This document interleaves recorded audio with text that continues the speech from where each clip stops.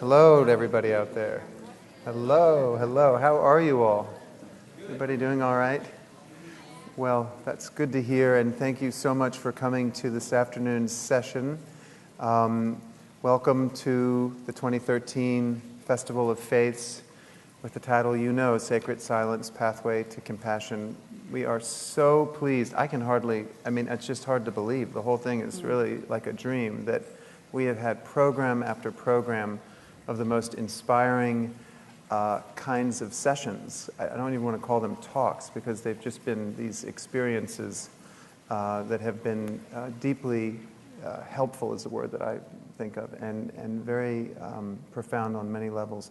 So thank you all for being a part of it, and of course thanks so much to our speakers, our distinguished speakers who have really come from all over the world to be here, right here in Louisville, Kentucky, which feels somehow all very natural and appropriate and just right.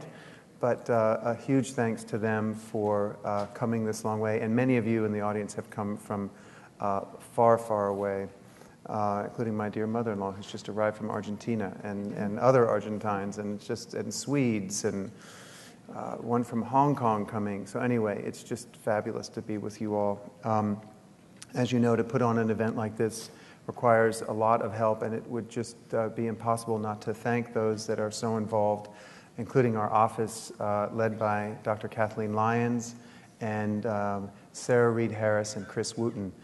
We've also received huge support from the community at large. As many of you know, this particular festival is being put on at the request of the mayor, who was with us this morning and has been with us for many of the sessions and has his own session coming up on, tomorrow night, actually. And all of it is completely connected in as much as his session is very much inspired by all of the sessions that have happened thus far. So please come join us tomorrow night if you can, and for any of the other sessions we have ahead of us, all of which are listed in our program. We've also received big support, and it's just quick for us to mention Brown-Forman Corporation, the Archdiocese of Louisville, the Earth and Spirit Center, the Muhammad Ali Center, Louisville Public Media, Drepon Gomong Institute, which is the host organization for the Dalai Lama visit, which is starting Sunday afternoon, Thomas Merton Center, Fons Vitae, thank you, Gray, Compassionate Louisville, which is having its own series of events going on right now parallel to these, which is also very exciting, the Idea Festival, Val Jones and the Whiskey Row Lofts, and also Christy Brown. Lastly, I'll just mention, two things. One is there is a flyer that I have been, I think, inaccurately attributing to one single individual. It turns out, not surprisingly, that this great flyer is the work of a whole lot of individuals, and there's a note that I don't have on me to reference exactly who, but if you're among us, you know how great a gift it is that you've given us, which is a sheet talking about meditation opportunities and contemplative practices in Louisville, and it's listed in various ways, including by way of traditions, Buddhist, Christian, interreligious, non-denominational, and they're out in the hall along with all the other goodies. Please take one of these if it's of interest to you. Lastly, I'll just talk about the form. We're going to, before we introduce our speakers, which Gray will do, we will, after you introduce the speakers, I will be the timekeeper for a session of silence, and then Rajiv, I think you've agreed at the end to, and I'll place the gong. And so maybe when you hear the gong, you can all help me in welcoming our guests to the stage at the end of the silent session that we'll start with now. And for those of you who don't know, I am honored to introduce to you my co-programmer and dear friend, Gray Henry.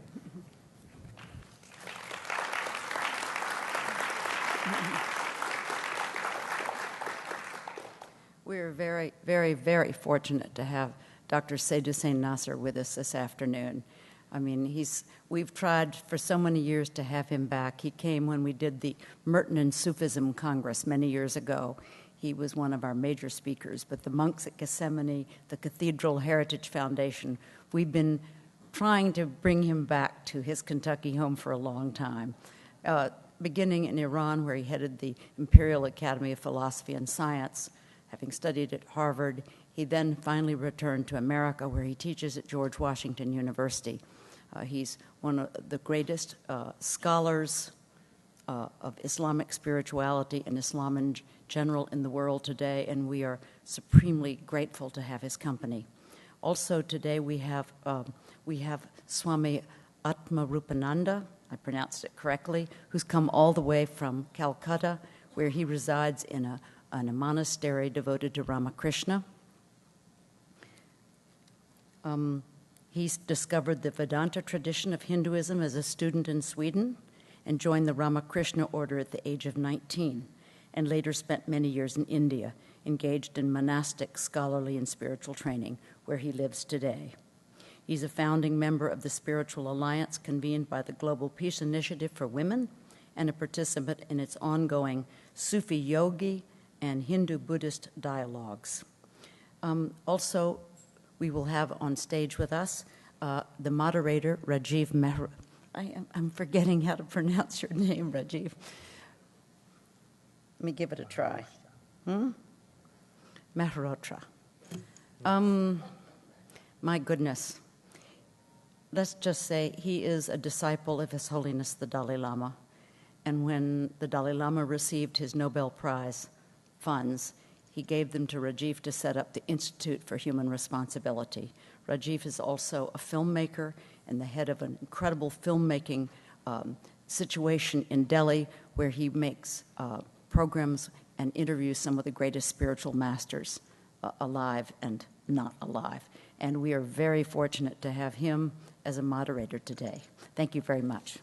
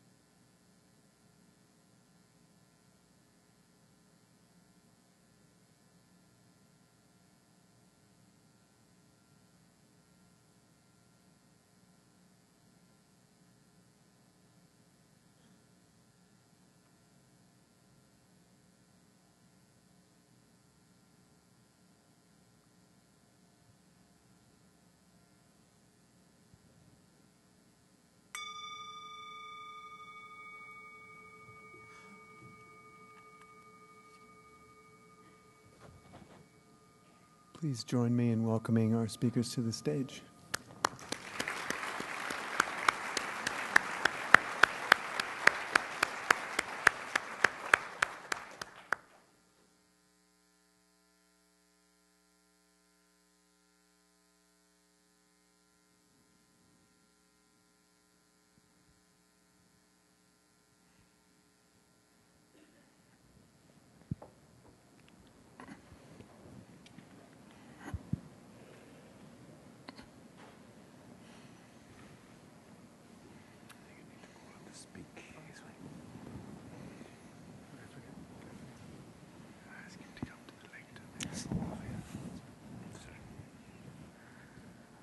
Could I invite Swami Atmaswarupananda to speak?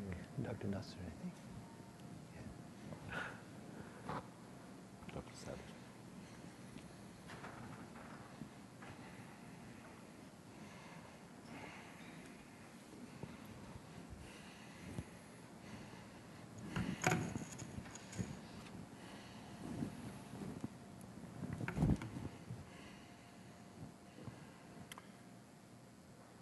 In the name of God, the One, Bismillah ar-Rahman ar-Rahim, I begin with the traditional Muslim prayer for the opening of all things, the prayer that precisely emanates from the Silent One and returns unto Him. Apparently, we're going to each speak about 40 minutes, after which we'll have a discourse with each other, and then there'll be questions and answers also from the audience. The few words that I shall say are based on the Islamic perspective, and within the Islamic perspective, on Sufism. They're not personal ruminations. They're based on a long tradition of understanding the relation between silence and compassion, which is based on the analysis of the levels of the self, of who we are, and where we come from, and where we're going. I want to first of all make clear, there are some things I have to make clear. There's been too much discussion in many circles in the West about, let's say, Christianity and Sufism, Buddhism and Sufism, and so forth. This is not correct. Sufism is an aspect of Islam. It's like saying a comparison between Islam and Trappist monks. Trappist monks are part of Catholicism, Catholicism is part of Christianity. And Sufism is the inner spiritual contemplative dimension of the Islamic religion. And the same for the Vedanta. As everybody loves the Vedanta, nobody loves to study the laws of Manu, but Vedanta is part of Hinduism. And to do it justice, one has to understand in the context of the great tradition that Hinduism is.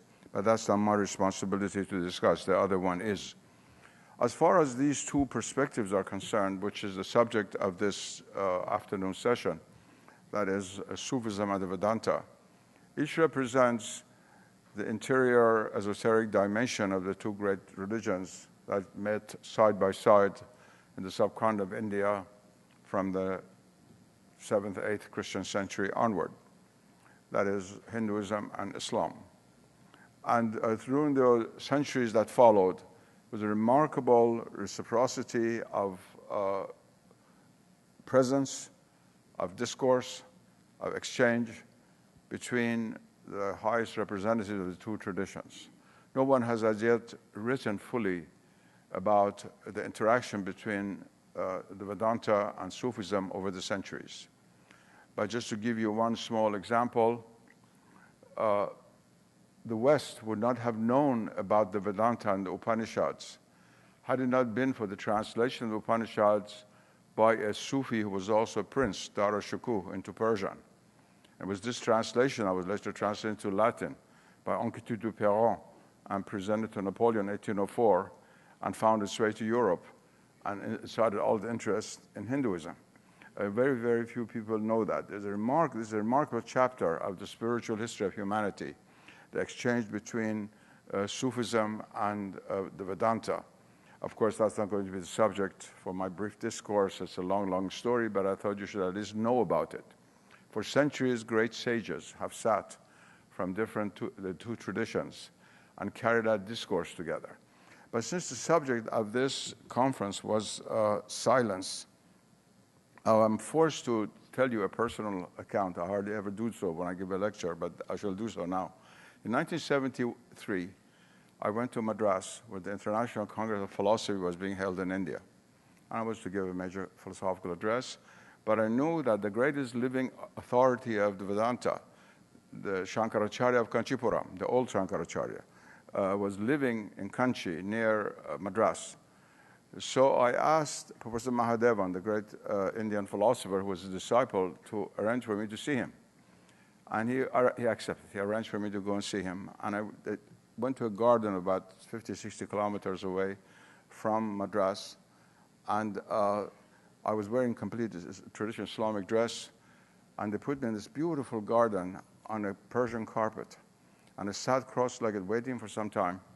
And after a while, the Shankaracharya came in with a staff in his hand of a sannyasin, which never was put on the ground, with two eyes that were more brilliant than the sun. And of course, I being a Melecha, not being a Hindu, he could not come close to me. And I respect that, of course, very much. I'm a traditional Orthodox person, and I'm not a 19th century modernist in any form whatsoever. I respected that very much. I was not offended. I was very happy. But he came as close as he could.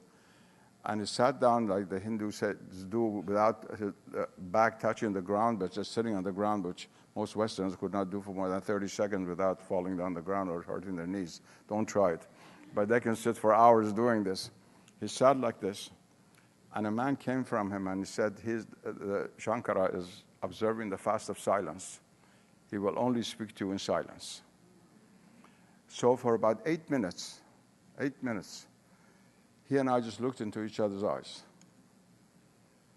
I've had many, many religious discourses with popes and bishops and rabbis and great Buddhist Zen masters, you name it. 50 years I've been doing this. This was perhaps the most profound religious discourse I'd ever experienced. After the 8 minutes were over, he made some sign language to the person, and the person came to me and he said, the Shankara is so happy that the deepest truths of the Vedanta are confirmed by the deepest truth of Sufism. And that is what silence really means. But on that level, to practice silence is not an easy thing. And if I can maybe a little bit critical of ourselves, I must mention that to talk about silence in relation to spirituality, because we must not only think about sound, you must think of the clutter that goes on inside us, both the power of the mind, that is concepts that come one after another, and the power of images in our imaginal faculty. There are two different noise systems within us. One is images that come and go, and one is thoughts that come and go. And we have no control over them. And you have to be a great saint to be able to quiet them down. All of the techniques and methods of all religions have for the ultimate end, spiritual techniques, to bring about this inner silence. Silence doesn't only mean not speaking out. That's only a small part of it. It's this inner silence which is so difficult to attain. Now, this is the supreme goal of both Sufism and the Vedanta, obviously. If there's to be a comparison between the two, and I'm not going to make any more comparative statements except this, usually, of course, in the Vedanta, other people speak about Brahman, the supreme metaphysics is based on the pure subject, Atman, the pure self. So the absolute reality is envisioned in terms of the pure subject. And in most Sufism, absolute reality is envisaged as the pure object. Now, the pure subject is ultimately nothing other than the pure object. The purely transcendent and the purely immanent are metaphysically the same. Perhaps no other modern writer has made that as clear as the late Friedrich Schumann, who's buried a few miles from here, who wrote one of the most incredible essays ever written in the European languages on the relationship between Vedanta and Sufism, where he brings this issue out. So there's not a difference of two different metaphysics, different formulation of the same reality. That is, either we are attached to ultimately that which is beyond ourselves, or that which is ultimately ourselves in the deepest sense. But both imply a beyondness. Both imply a beyondness. And in order to come to that and understand that, You must understand the structure of the soul. My dear friend Gray Henry, who's done so much for this city and for this conference, and she's my sister and the only person who's going to order me around in the world, no other person. I'm here because of her. She asked me to speak about this question of the self. And so I thought I would dovetail my analysis of the relationship between silence and compassion to this question of the self. Because that is the key. That is the key, to realize beyondness, if I can use such a term in English, either of being completely beyond as other or completely beyond as same and self and inward. We have to understand what we have to go beyond. Why would we have to go beyond? What is it that we have to go beyond? Now, we begin, all of us human beings who have been given consciousness. We begin with the self as inner reality, experiential reality, the most direct. We identify ourselves with this particular bundle or sphere of impressions, thoughts, and so forth, which is myself. And unfortunately, in this stage of what the Hindus would call the Kali Yuga, in this stage of the dark period of history especially, we're almost born with complete imprisonment in this state of selfishness, in the negative sense, not in the sense of Atman, but the small self. And most of us live through a life like that. But because metaphysically speaking, this self is not a totally independent being, there's always a crack in its wall somewhere. There's always something beyond it. That's why selfishness does not bring happiness, ultimately, because it is not ontologically independent, metaphysically speaking. It's not a being completely independent unto itself. No self can be happy by simply being itself, no matter how it tries to satisfy its appetites, which never end, which is another sign of the fact that it has in it an echo of the infinite. The fact that we as human beings are never happy with simply having more and more quantitatively, in contrast to a horse who eats its food, and once it eats its food is happy. Our appetites are not satiated because something of the infinite is reflected in our self, a small self. Something of Atman is reflected in that self. So this self is there, and even for ordinary people, we realize that sometimes when, let's say, if you have gained a few pounds, you say, oh, I have to discipline myself. Who is being disciplined and who is disciplining? So we already realize the famous saying of St. Thomas Aquinas, duo sunt in homine, in Latin, there are two within us. There's not only one self, there is more than one self. And Sufism begins right here by pointing out that in fact we have many selves. Nafs in Arabic. Nafs has many different meanings, but one of them is this, self, ego. And they're like sheaths, they're like spheres, concentric spheres, one inside the other. We begin with the nafs, with the self, with the ego, that in classical Arabic is called al-mara bisu, that is, which commands us to evil. And what is evil but the privation of good, of the limited in place of the unlimited? And that's where the wrong choices come from. And therefore it is the ego which turns us away from the divine reality. The divine reality is there. It's the dark glass that prevents the sun from shining within our being. But there's, as I said, the first stage of perfection is the realization that this is not really us. So the first stage is a higher attainment of the self, which is called al-nafsul lawama in Arabic, which means the blaming soul, the soul that is able to blame itself. As soon as you say, I blame myself for having said this unkind word to my friend, that I in that sentence is not the same I that was blaming the friend, saying the unkind words. It's a higher I within us that is able to blame itself. That's the first stage of spiritual perfection, of going beyond the limitations of the human substance, the human ego, the human state, is the realization of being able to blame ourselves, to see our own faults, And once we do that, gradually we try to overcome these faults. Now, how this happens, I'm not going to go into the question that is not simply a rationalistic ethics that we read a book of ethics and correct ourselves. The soul cannot be corrected without the grace of God, in speaking in Abrahamic terms, without religion, without tradition.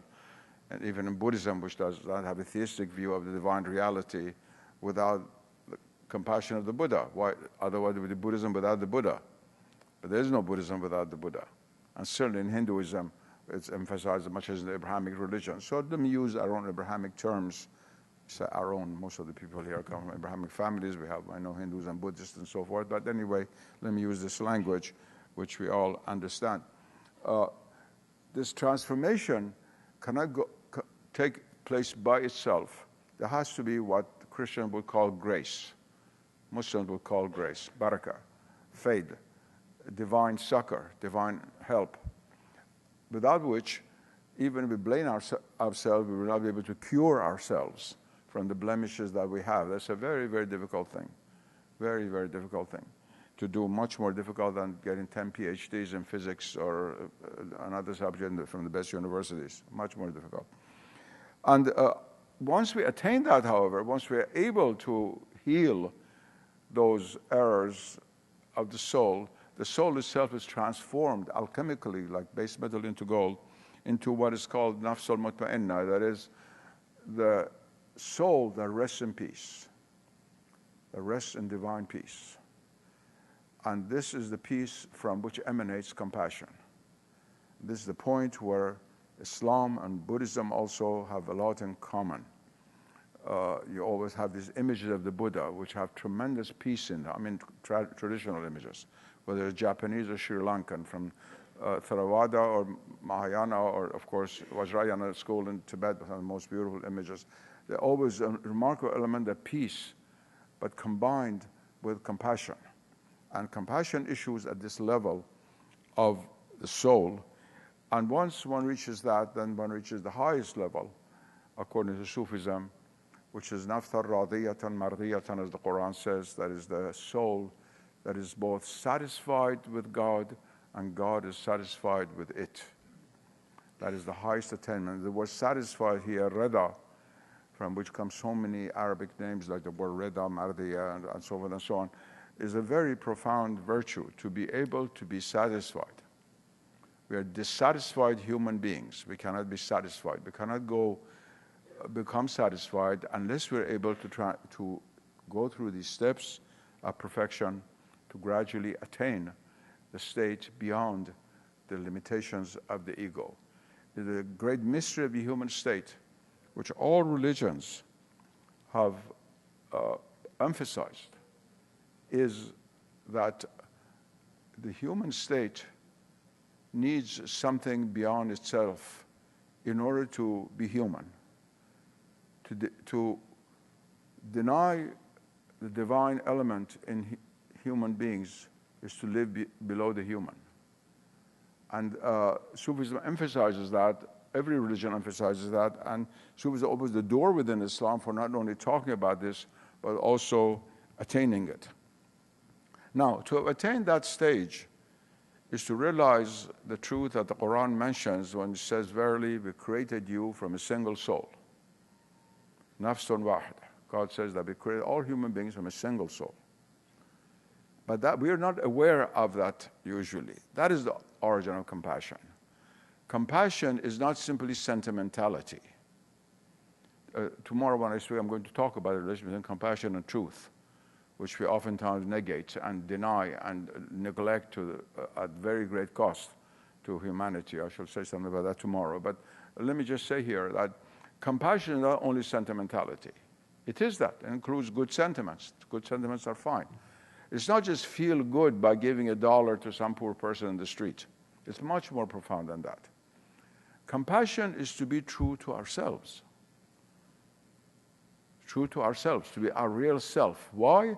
Because once we transcend all the limited levels of the self and attain the highest state of the self, we realize what the Quran said, that we're created from a single soul. That, in fact, myself is the self of all selves. So true charity is helping myself. Not in the sense of hoarding all the wealth of others. That's to become imprisoned in that ego which we're trying to escape from. But to realize that to give is also to receive. That's what Christ said, it's more blessed to give than to receive. Because in giving, we realize ourselves much more than in receiving. And this is not at all sentiment. It's pure metaphysics. It's a science. It's based on the reality that, first of all, ultimately all of us, in the deepest sense, are one soul. The Quran said, nafsun wahida, a single soul.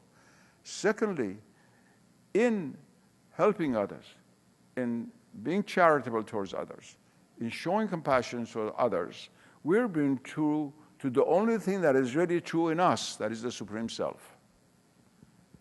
The only thing that is really real in us, the only that's true in us, is the Supreme Self. Everything else is Maya, is shadow, is half-truth, illusion, whatever term you want to use. It's in pure illusion. Maya is not pure illusion. It's also divine play, as Arana Kumaraswamy said, but usually it's translated illusion. But anyway, it's not ultimate reality. The only thing that's ultimately real is the divine self in us. And so this compassion really is to be oneself and to be truly oneself, to be real. The only way we can be real is to be compassionate, in the deepest sense, metaphysical sense of the term. And we have to introduce this intellectual, spiritual element into something which appears to many people to be simple emotions. Even the emotions God has put in our heart, because emotions also reflect deeper levels of our being. The fact that good people are charitable is not accidental. It's related to goodness, because goodness is what takes us away from the confines of the ego, which orders us to do evil, as we say, al-ammara bis-su. Now, there are usually several ways of breaking the walls of the ego. God has provided different ways. That's why I have different forms of yoga in Hinduism, different paths in Buddhism and Islam and Christianity. Some religions emphasize one more, some others. I don't want to get into it, feel like comparative religion now. Judaism, for example, has a path of knowledge in the Kabbalah, which is much more accentuated. That Christian path was mostly the path of love, but the path of love is not absent in Judaism, nor is the path of knowledge in Christianity, and so forth and so on. Could go down the line.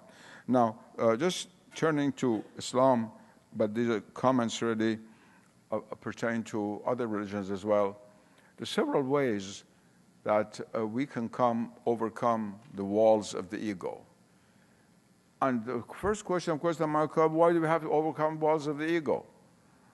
We have to overcome it because it suffocates us, because we suffer from it. The dukkha about which the Buddha speaks has to do precisely with this.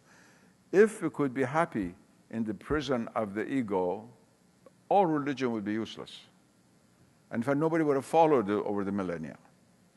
Anything that has been followed over the millennia must have had some use. Otherwise, people wouldn't follow it. If honey didn't taste sweet, not every civilization would not have honey in one way or another in its diet. This is the same way.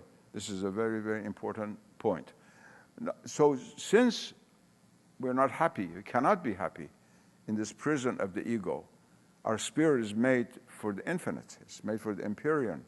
It's not made for the bottom of a well. Since we're not happy, there's several ways in which this wall or borders of this limited ego, this limited existence in which most of us live, can be removed.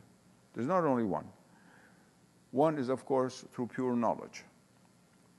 Pure knowledge, the path of the Vedanta, which we have the equivalence in Sufism.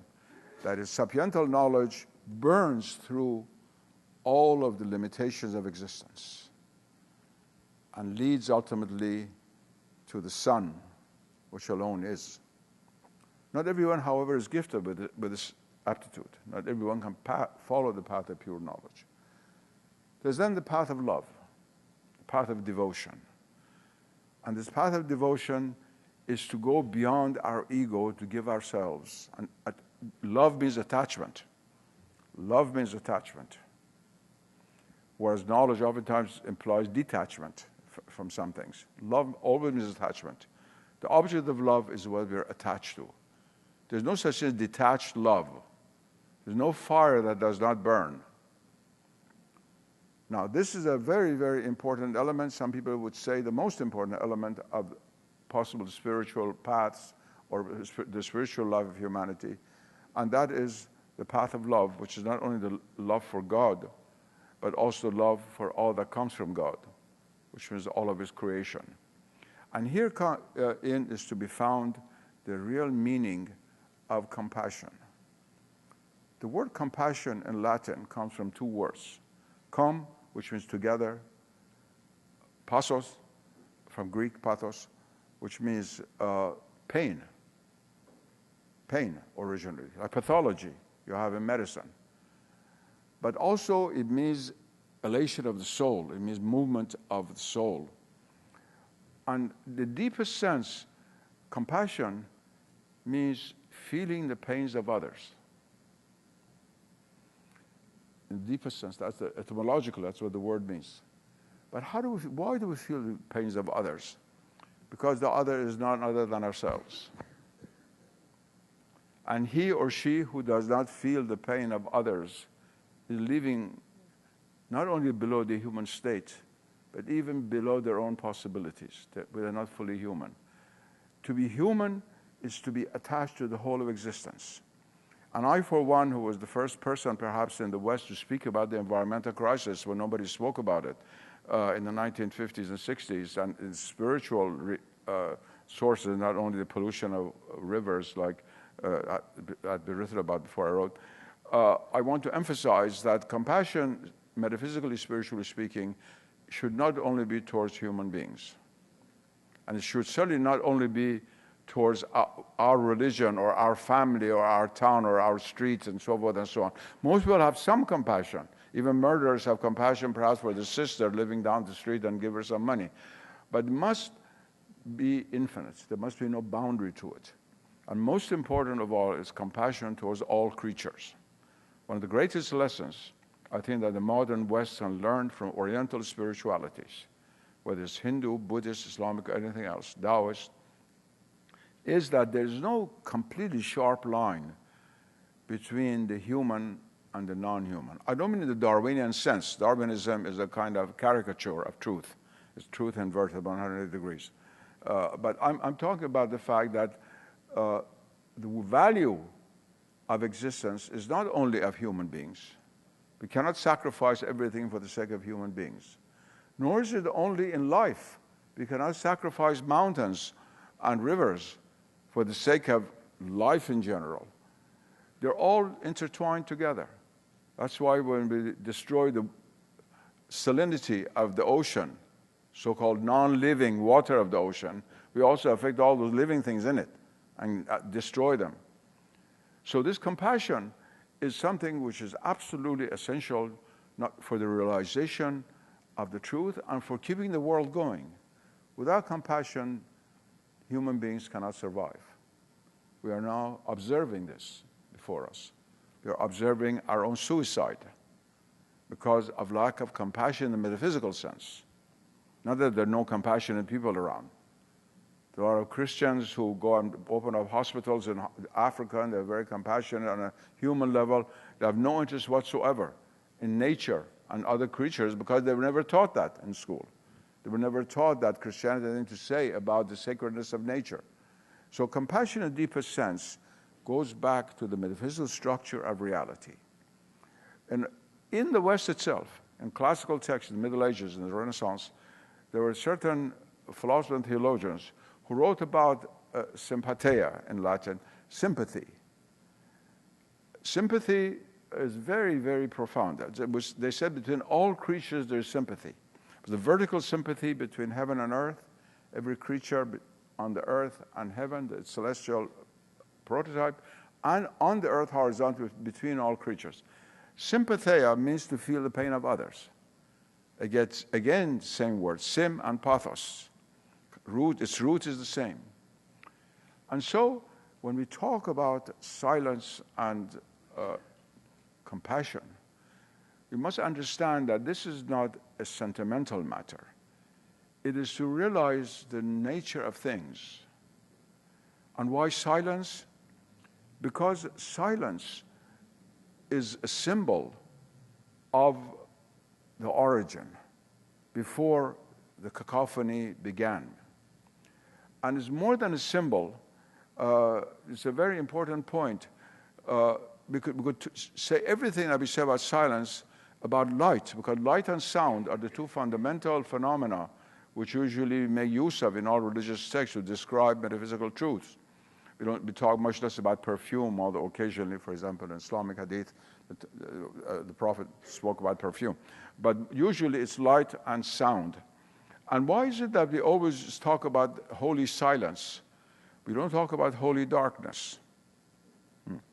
Because if you talk about the symbolism of light, what corresponds to silence and sound is darkness and light.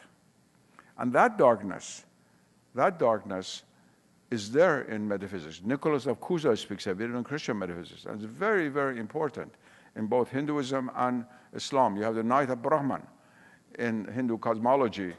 I dare not speak about Hinduism with all the great authorities from India here, but I'm a humble student of Hinduism also. I've studied for years at Harvard and reading the works of Kumaraswamy and going to India, and I'm a very, very humble student. Never write about Hinduism because that's not my field, but I know this much about it, that according to Hindu cosmology, the world is reabsorbed into the reality of Brahman. And then you have the night of Brahman, in which is just pure darkness. There's nothing. It's a nothing, which is a no thing, but it's everything. It's not a nothing, it's a everything, from which then the next day of Brahman emanates, the next cosmic cycle and all the manvantaras and yugas and so forth and so on. And in Islam, we have the most beautiful image I've seen in any poetry, in Sufi poetry, about the symbols of night, which is called black light. The light, which is black because of the excess of its manifestation, not because of darkness, because the excess of its glow. And there's this divine poem in Gulshan-e-Raz, the Secret Rose Garden of Shabastari, my favorite Sufi poet along with Hafiz and Rumi, who says, you think of God in the world is Shab-e Roshan Miyan Ruz Tariq, the Persian poem, and illuminated night amidst the dark day. The day seems to us to be luminous. It is really dark, but it's also separation from the divine. And the night appears to be dark, but it is illuminated because it symbolizes the non-manifested. Silence in terms of light rather than sound. But why do we talk about silence all the time? Because we, except great saints, cannot make light, but we can make sound. That's the reason. That's the reason. And so silence is also very important from a practical point of view, from the way of reining in a sense, the whole cosmogonic process of generation and returning it back to the source, to the principle. And that is why there's always an element of silence in spiritual people. Don't forget that according to every religion, we are here not because of silence, but because of sound. According to Hindu metaphysics, the sound Om were not here, we would not be here. The book of John says in the beginning was the Word. It didn't say the beginning was silence. And the Word was associated with Christ. In Islam, it says, قَالَ اللَّهُ كُنْ فَيَكُونَ in the Quran. God said, be, and there was. So we're here not because of silence, we're here because of divine sound. This is very, very important to remember. And so, what is spiritual in every spiritual path is this great mystery that sound, this sound, sacred sound, brings us back to sacred silence, whereas cacophony does not. But we come from silence, but we are in sound. And so it's through sound that we go back to God. And I believe that a lot of Westerners who practice meditation, when it's not combined with an active element, something like japa or dhikr, we have very great difficulty really getting to the source. There's only half of the process. I don't want to give any directive for others, that's not my business, but when you look at the totality of things, you realize that, as the Sufis say, we have come into this world through the Word, and it's by the Word that we shall leave this world. And the Word here, of course, means the name of God, the manifestation of God. And you have exactly the same thing in Christianism and Hinduism. In Hinduism, there's so many references to this. And even in Buddhism, where there's not supposed to be a divinity in the sense of Ishvara or Brahman or Allah or something like that, nevertheless, we all know the significance of Nimbutsu, of various forms of ejaculatory prayer, especially in later forms of Buddhism, and Chan and Zen, Jodoshin, especially in Japan, more than Zen. Zen relies a great deal on silence, but it does have certain forms of ejaculatory prayers. All of these point to the fact that when we talk about silence and compassion, we must understand what the silence is. How do we reach silence? How to become quiet? And where are we? Why is it that silence leads to compassion? And let me finish. My time is up. I was supposed to speak 40 minutes, and it's exactly 40 minutes. I'm an MIT graduate, you know, I have to be very precise in mathematics. I'm not one of wandering dervishes who speaks for 4 hours instead of 4 minutes. We are in this world because the primal silence was broken by the sacred silence itself. Otherwise, there would be no world. But that primordial silence, which somehow always remains within the sound of its own creation, had provided for us the means of returning unto it through the divine sound. And one of the concomitants of this is the realization of who we are. And to realize who we are, we must realize that our self is the self of all selves. And this is the metaphysical foundation for all compassion. And so no matter how great a metaphysician one is, how great a thinker, there is no gate to heaven without compassion. There is no blessed soul without silence. Thank you.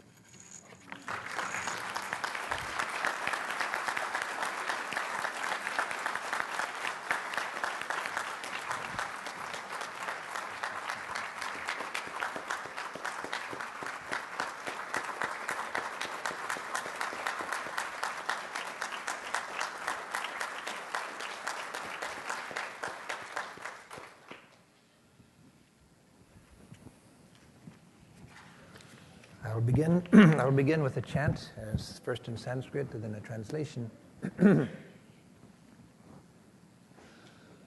Om Vishnur va Tripurantako bhavatu va Brahma Surendrota va Bhanur va Shashalakshanota Bhagavan Buddhota Siddhota va Ragadvesha Visharthi Moharahita Sattvanukampodyato Yasarvai Saha Samskrito Gunaganais Tasmai Namah Sarvada. The Supreme Reality and its messengers are known by various names in various traditions. But as for me, I offer my worship always to the one going by any name and belonging to any tradition, who is free from attachment and hatred, free from worldliness and delusion, who is filled with compassion for all living beings, and who is possessed of all noble virtues. Om Shanti Shanti Shanti Harihi Om Tat Sat. Om peace, peace, peace be unto us all. First, let me say it's a great blessing to be here. It's a great blessing to be here with Dr. Nasser, someone whom I have admired from a distance for some years, known about. If you haven't read his book, which there's several books of his out here, all of which are very good. The Garden of Truth is a wonderful, wonderful text that I recommend highly to everyone. So I feel honored, really, to be here and at the same platform with such a distinguished man, such a man of great insight, great knowledge, great learning. Really, I was overcome when I heard that this was possible.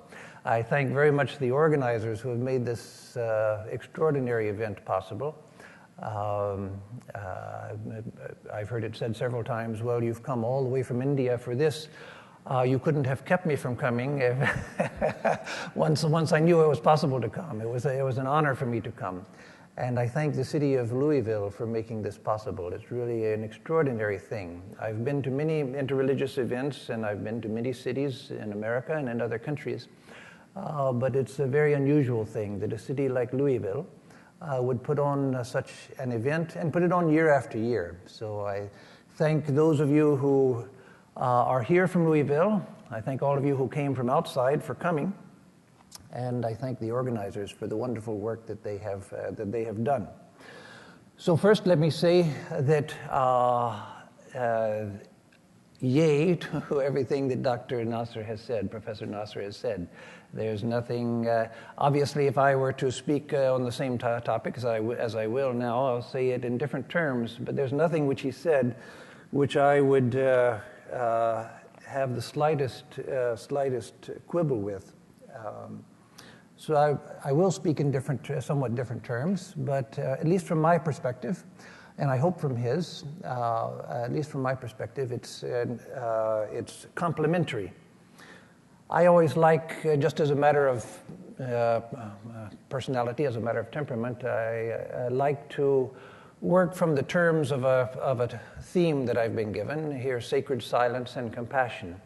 So let me first address the term sacred. That's the easiest of the three terms. I can be dispensed with easily, not because it's not important, it's very important, but because it's easy to speak about. It's very common nowadays for people to say that, well, everything is sacred, and yes, that's true. Everything is sacred. But also, everything is secular.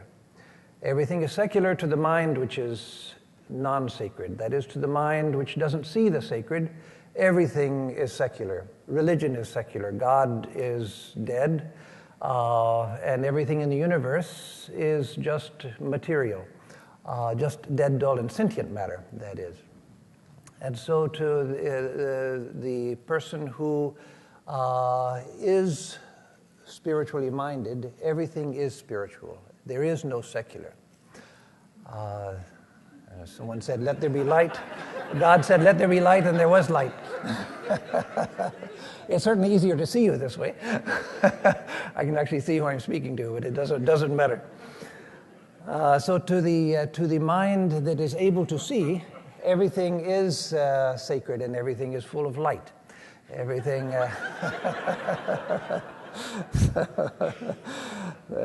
So everything is sacred. And so sacred and secular depends on the mind. I would say that ultimately everything is only sacred. There is only the sacred. That is the truth. But to the mind who doesn't see that, to the mind that's not sensitive to that, then yes, everything is seen as just dull, dead, and insentient. So sacred, everything is sacred if we have the eyes to see it. Silence. What is silence? We can't understand silence without understanding sound and without understanding a special form of sound, which is word. So there are different levels of silence. Let's first begin with physical silence. What is physical silence? Physical silence, obviously, is the absence of sound, including human language, but the absence of sound. And physical sound, of course, are just waves, vibrations that pass through a physical medium, such as air or water, or our own voices sound different to ourselves from what they sound to our hearers.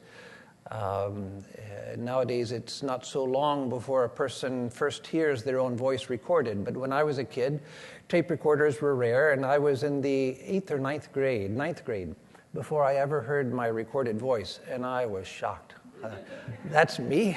I don't sound like that. But that's because I hear myself not just through the air, the vibrations I'm making out into the air, but through the bones of my head. And so sound is carried through a physical medium. But sound is more than just vibration. First of all, who is there sound without an ear to hear it? Or better, is there sound without consciousness to be aware of it? Sound is the way that we react to, or what the mind's reaction to vibrations. So unless there is a consciousness that hears sound, there's not really sound. There may be, it's arguable whether there are vibrations or not, without an awareness there to perceive it. I won't go into that argument, but certainly there's not really sound, just as there's not really light, what we know as light and what we know as color, without a consciousness to perceive it. And sound, all sound, even not speaking of human language, all sound is information. If I hear a neighbor running a chainsaw, that gives me information, because everything in the universe is knowledge. Everything is prakasha, as it said in Sanskrit, that is manifesting knowledge, the manifestation of knowledge. And so all sound is knowledge. And word is a special type of sound. Through words, we convey thoughts, concepts from one mind to another. All sound conveys information for those who can hear it. Just as interesting with dogs. Dogs have such a profound sense of smell. We think of smell in terms of good smells and bad smells, basically. But for dogs, smells have so much information. That's why when you take a dog for a walk, it stops at the fire hydrant, and it can stay there for 5-10 minutes just sniffing, because there's so much information there to be gathered. So for us, sound is full of information, light is full of information, and so it's a universe of knowledge. But word is a particular type of a sound which conveys from one mind to another, conveys thought from one mind to another. And so the absence of physical sound is what we normally think of as silence. Let's all be silent. Then everybody says, okay, now we're not going to talk and we're not going to make noise. And that will be our experience of silence. And so silence for most people means physical silence. But as Dr. Nasser beautifully said, that's not the most important part of silence. We can fetishize silence, and as soon as we do, then we hear a sound like we just heard. We say, well, let's all be quiet, and then suddenly all kinds of sounds start happening, and then we get irritated and frustrated, and we try to control the environment so those sounds don't come. So silence is much more than just physical silence, the absence of physical sound. There are benefits to physical silence, relative physical silence. Absolute physical silence isn't even possible if you as long as there is a mind attached to the ear. Absolute silence is impossible. But some limited silence is beneficial because it gives us a chance to focus on what's going on in the mind. But that's where real silence begins to take place. So the search for silence is really the search for internal silence. And external silence only as far as it helps. But again, it's a mistake to fetishize it, to make it too important in our spiritual lives because we can't control it so often. So the search for silence leads us to the search for mental silence. So mental noise. What is mental noise?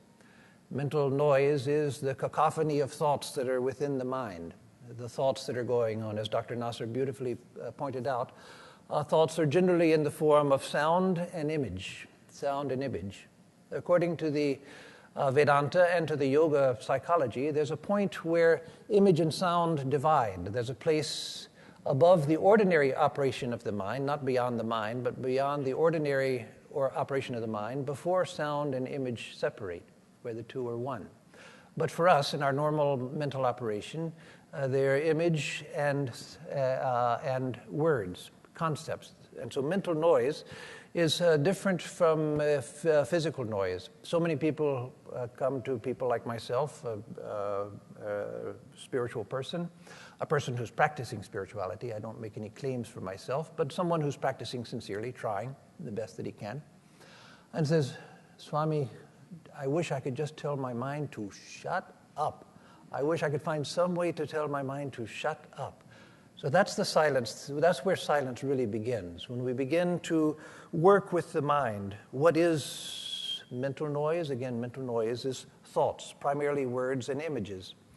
And mental silence is the relative absence of those thoughts, that cacophony of thinking, remembering, and imaging. That's where the practice of meditation comes in. And also, as Dr. Nasser beautifully pointed out, we can't get there just by killing thought, by saying, okay, I'm just going to kill the mind, I'm going to destroy the mind, or I'm going to destroy thinking, I'm just going to stop thinking. What happens when we try to do that? One of two things. Either we go to sleep because the mind is used to activity, or the mind rebels and just spins off into unending activity, and we get distracted and we forget we were even supposed to be practicing steadiness of the mind. So steadying of the mind is usually done in one of several ways. One way is through the practice of mindfulness, present in all spiritual traditions. It was especially developed in the Buddhist tradition as a science in itself. In other traditions, you see it mentioned. Christ himself mentions it. He says, watch and pray. Praying is meditating. Watching is being mindful. Watching is being mindful. And so in mindfulness, what you do is you try to establish a steady field of awareness, not focusing on one particular thing, but holding the mind as a steady field of awareness, being aware of whatever arises within the field of your awareness, but holding the awareness steady and alert.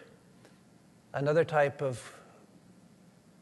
approach to mental quietude comes through focusing the mind, what you could call the yogic approach, where you focus the mind on one thing through japa, that is repetition of a mantra, focusing the mind on a symbol, on a word, etc., even on a physical object, but something to bring the powers of the mind to a focus.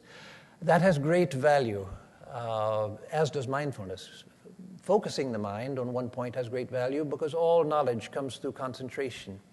Anything that we want to understand the secrets of, by focusing the mind on it, that's the way that we open the secrets to nature, internal and external. And so focusing the mind. Mindfulness, focusing the mind, or seeking. In Christian prayer, for instance, in the mystical prayer of the Christians, not just the vocal prayer and so forth, but the mystical prayer is developed by great Christian mystics. You find them speaking about getting rid of words, getting rid of images, and just waiting on God. But that waiting is a seeking. It's an active waiting. Otherwise, again, the mind just falls asleep. And so in seeking mental stillness, and again, as I said at the beginning, I like to define terms. That's the way I approach things. I'll come to compassion. But first I want to deal a little bit more with silence and the opposites of silence. The opposite of silence. So we try to bring the mind to stillness, but we do that either by focusing or by holding the mind alert as a field of awareness and watching things arising in it, the practice of mindfulness, or waiting or seeking. Waiting and seeking are really two aspects of the same thing. That is, seeking God in silence and in darkness, waiting for God in silence and darkness. Or in the Vedantic tradition, there's a practice also present in Chinese Buddhism, in Chan Buddhism of China, Chinese Zen. The practice of seeking for the self, that is, seeking the source of my awareness, seeking the source of my awareness. So I'm not going to go into all of these practices. I'm just saying that it's an important point to know, where do we find silence? Physical silence can only be relative. Mental silence, that's where we seek it. But to seek it, we don't just say, okay, now I'm just going to be silent and let the mind just be quiet.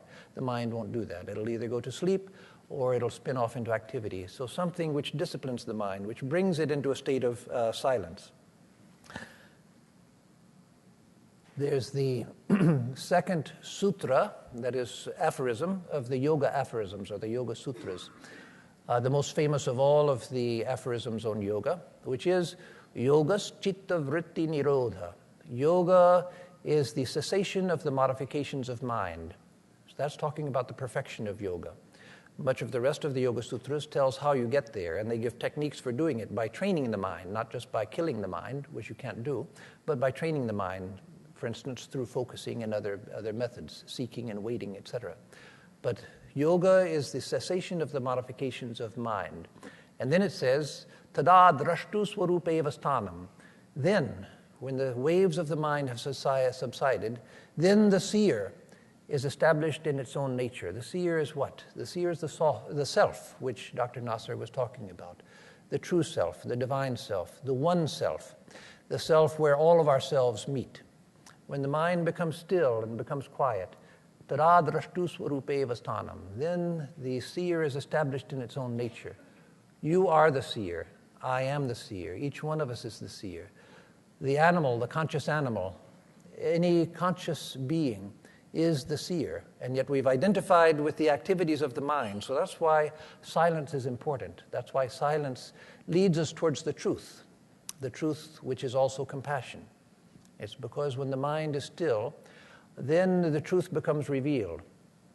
A very common metaphor, or simile, which you've all probably heard, is of the still lake. When the lake is perfectly still, you get a perfect reflection.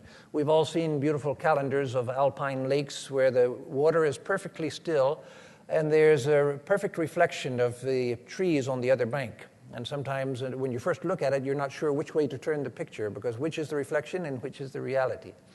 So the mind, when it's still, then reality becomes perceived. And then the next sutra, just to complete that thought, is vritti sarupyamittaratra. At other times, at times when the mind is not still, then we are identified with the waves in the mind. And so we seek silence. Why? We seek internal silence, mental silence, so that we can come closer to God, so that we can know the truth. Yes, again, I keep referring because this talk was so rich. I feel so. If after Dr. Nasser's talk had ended, they'd said, okay, that's the end, I would have been perfectly happy. But they didn't say that, so now I had to get up to say something. But but as the idea of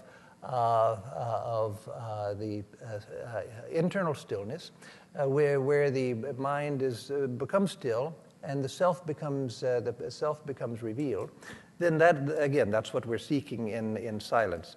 There's and here we begin to come. I said there are levels of silence. There's physical silence and mental silence, which we've just been speaking about, and then there's metaphysical silence, which is what we're coming to now. Metaphysical silence. There's a beautiful verse in the Chandogya Upanishad, one of the ancient Upanishads, one of the older. The Upanishads themselves, the major Upanishads, are ancient in themselves, but of them, the Chandogya is one of the most ancient. And there's a beautiful passage where it says, Dhyayativa Prithivi, Dhyayativa Antariksham, Dhyayativa Dyaur, Dhyayantiva Apo, etc. It says, the earth is as if meditating. The skies are as if meditating. The heavens are as if steeped in meditation.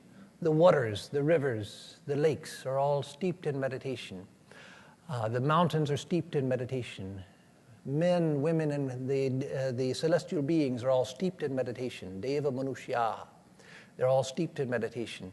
As we begin to learn to quieten the mind through discipline, then we begin to get to that point where we feel that the nature of everything really is silence. The nature of things is silence. We begin to feel that everything is steeped in meditation. There was something I used to do as a practice, which I don't have the opportunity right now to do as much, not as often, but I used to do regularly when I was in Hollywood, California, where we have a Vedanta society. I would walk, near our center is Hollywood and Vine, and the Franklin Street and the 101 freeway going over the streets there. I'd walk down from our temple down to this very busy area and just listen to the extraordinary noise of cars and trucks and honking and people talking and so forth, and just try to make a distinction between internal silence and external. Not that I had attained a great spiritual state, no, but it was a practice, a wonderful practice, to try to feel that, yes, silence is internal, and to try to feel an internal silence in the presence of which the external silence loses its significance. And that's why, again, I said it's not good to fetishize too much external silence. It's not good to fetishize it. Some is helpful, but we can only control so much, and we shouldn't try too hard to control it. We should learn to have that internal. And as we begin to develop that internal silence, then we begin to feel that silence is the nature of reality. Then we begin to feel this, that the earth is as if meditating, the waters are as though meditating, the mountains are meditating. There was another passage in an Upanishad which has been lost. It's only mentioned in a text of Shankaracharya, the great Vedanta philosopher, who mentions this ancient text, which we no longer have the original to. We just know this one little segment. There was a man named Bashkali who came to ask a great teacher named Badhva about the nature of reality. He had heard that reality was transcendent, that reality was beyond time and space, beyond thought, beyond concept. So he goes to this great teacher and says, Adhihibo, O revered sir, teach me the nature of Brahman, teach me the nature of the highest truth. And so it says that the teacher sat there, Dvitiyam, Tritiyam, a second time and a third time, he says, teach me, sir, teach me the nature of reality. And so after the third time of asking him, and still the teacher remaining silent, then the teacher says, I am teaching you. Brumaha, I am teaching you. Upashanto yamatma, upashanto yamatma. The name of the self is silence. The name of the highest self is silence. I am teaching you. As again, that beautiful incident which Dr. Nasser himself witnessed, an extraordinary incident. And so here in the Upanishads that is mentioned. There's also another incident like what Dr. Nasser mentioned in the hymn called the Dakshinamurti Stotra, a great hymn, which there's a verse in it which begins, Ascharyam Vatataror Mule, Shishya Vridha Guru Yuva. How wonderful, seated under the banyan tree, there's a teacher who's a young man, and seated around him are elderly disciples. The teacher teaches in silence. Gurostu monam vyakhyanam. The teacher teaches through silence. Shishastu chinna samshayaha. But the doubts of the students are dispelled forever.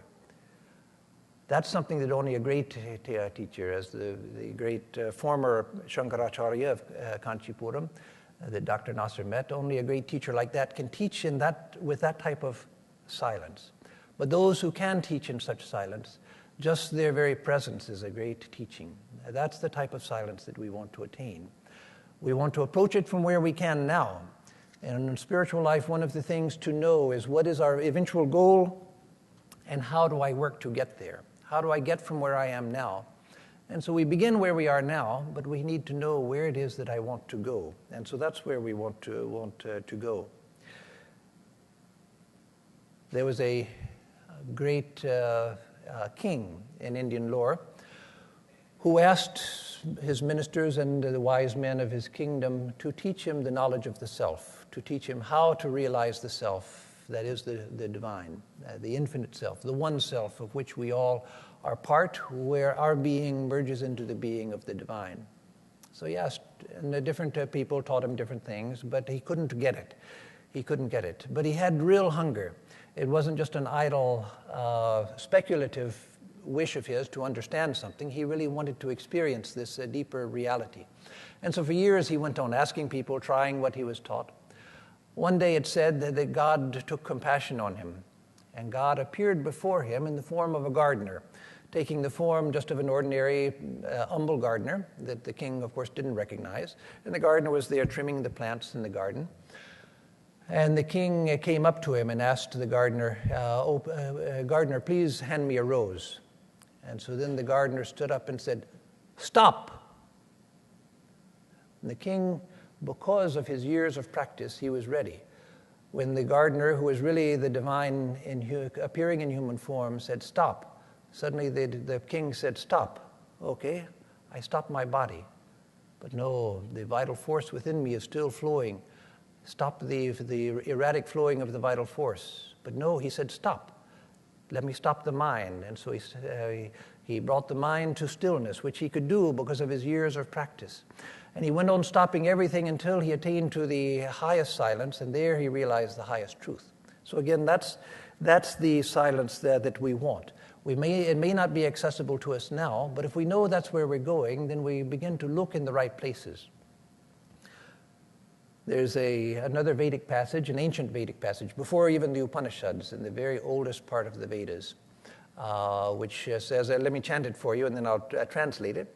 It says, Om Dyo Shantihi Antariksham Shantihi Prithivi Shantihi Apa Shantihi Oshadaya Shantihi Vanaspataya Shantihi Vishwe Deva Shantihi Brahma Shantihi Sarvam Shantihi Shantireva Shantihi Sama Shantiredhi Om Shanti Shanti Shantihi.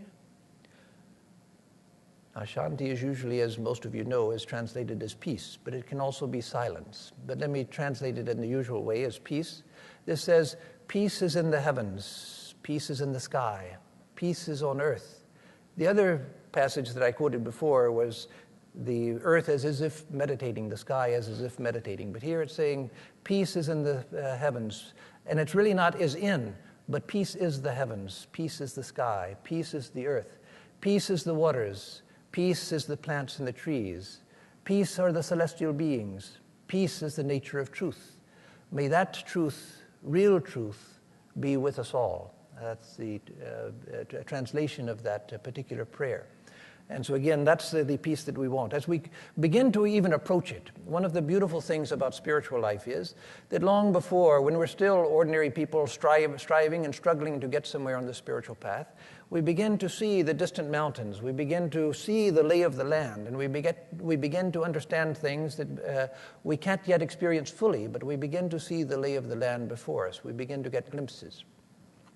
And so one of the things we begin to see at that time is, what is the nature of sound? What is the nature of sound? Sound is silence itself.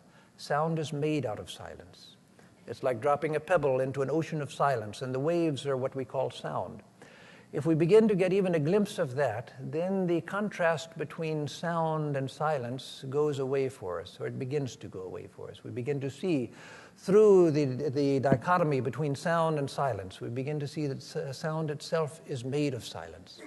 Then our relationship to sound itself changes. So let me say a word also about word and then compassion, and then I'll bring it to a close.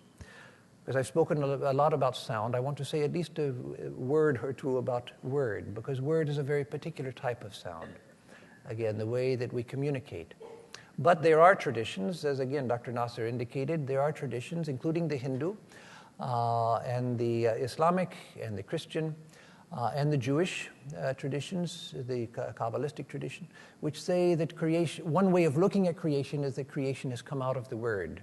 In the beginning was the Word, and the Word was with God, and the Word was God, says St. John. There's a passage in the Vedas that is exactly equal. Not that St. John copied the Vedas, but it reaffirms the truth of it, that you see it springing up in two different traditions in different parts of the world. In the Vedas, it says, Prajapati Ridamagra Asit. In the beginning was God, Prajapati, the Lord of beings. In the beginning was Prajapati. Vag Tasya Dviti Asit. His second was the Word. Vagve Paramam Brahma. And that Word is indeed God, God itself, not himself, but God itself, the neuter form. So in the beginning was God. With him was the second, which was Word. And that Word is indeed the divine itself. And so word is also something that our problem is not words. Our problem is too many words. Our problem is not sound. Our problem is the misinterpretation of sound and making too much sound. The problem with words is that we've forgotten the meaning of words. As I like to say, we know we're in trouble when Coke is the real thing. Then we're in serious trouble. So our problem is the use of words and the misuse of words and the abuse of words. It is out of the word that creation has come. And so the word that comes out of silence, that's the creative word. In the Hebrew part of the Bible, the Torah, in the book of Genesis, and the Old Testament as Christians know it, it said that God said, let there be light, and there was light. It doesn't say that God went and mixed up chemicals in the laboratory, poured out of a test tube the first ray of light. No, God said, let there be light, and there was light. It means that God's word is creative. And so, as Dr. Nasser referred to, the sacred word Om, the most sacred word of Hinduism and the most universal symbol of Hinduism, which was used not only by the Hindus, but then by the Buddhists and the Sikhs and the Jains. And there's no reason why any tradition couldn't use it, because it's there for anyone's use. It's part of the universal heritage of humanity.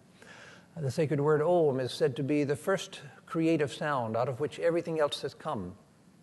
So when we know the meaning of language and we know the significance of language, all words come from that divine source. There's a beautiful idea in Sanskrit grammar which says that the true meaning of every word, because Sanskrit grammar, everything in India had a spiritual foundation. Grammar also was considered a spiritual philosophy and even a spiritual path. It said that the true meaning of every word is God. The true meaning of every word is Brahman. The true meaning of every word is the highest spiritual truth. What does that mean? It means that everything that we can name is, and isness belongs to the divine. The divine is the being that is. The divine is I am that I am. That is the nature of the divine. And so when I say this podium, I'm pointing to something which is. I'm saying this is. And so its first meaning is the divine. And secondly, its manifestation, the divine being manifesting as a podium. When I say a person's name, the first thing is the spiritual reality which is represented by that name. Secondarily, the individual person. And so the meaning of every word is primarily the divine, secondarily a particular object. So again, if we understand the meaning of words, then the contrast between silence and words is not what it once was. Let me read two short passages, then I'll say a word on compassion and then conclude.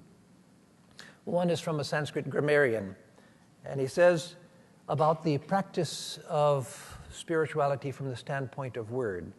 He says, taking his stand, that is the spiritual aspirant, taking his stand on the essence of word, lying beyond the activity of breath, that is taking the word, tracing the source of word back. When I'm speaking, where does that word come from? I try to seek its source back in my consciousness. Taking his stand on the essence of the word, lying beyond the activity of breath, resting in oneself with all sequence in the words eliminated. There's a sequence of sounds that make up a word. It's said that when we go beyond the physical and mental aspect of speech, we go to a point where there's not a sequence in the sounds. After having purified speech and after having rested it on the mind, after having broken its bonds and made it bond-free, after having reached the inner light through this process, the aspirant with his knots cut becomes united with the supreme light. So again, seeking the source of word, we take it back to silence, and we find its source in the divine silence. And let me read a parallel passage that's even more beautiful, even more expressive, from Al-Ghazali, the great Islamic saint, the Sufi saint. He says, "Let the seeker sit alone in some corner.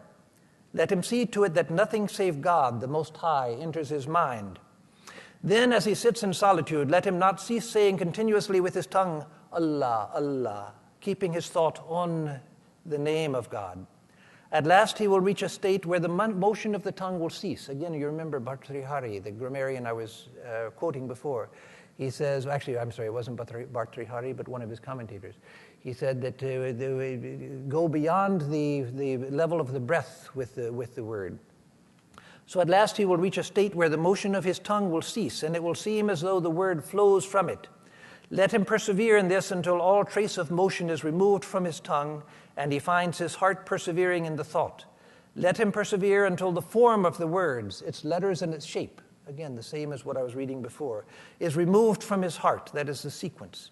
And there remains the idea alone, as though clinging to his heart, inseparable from it.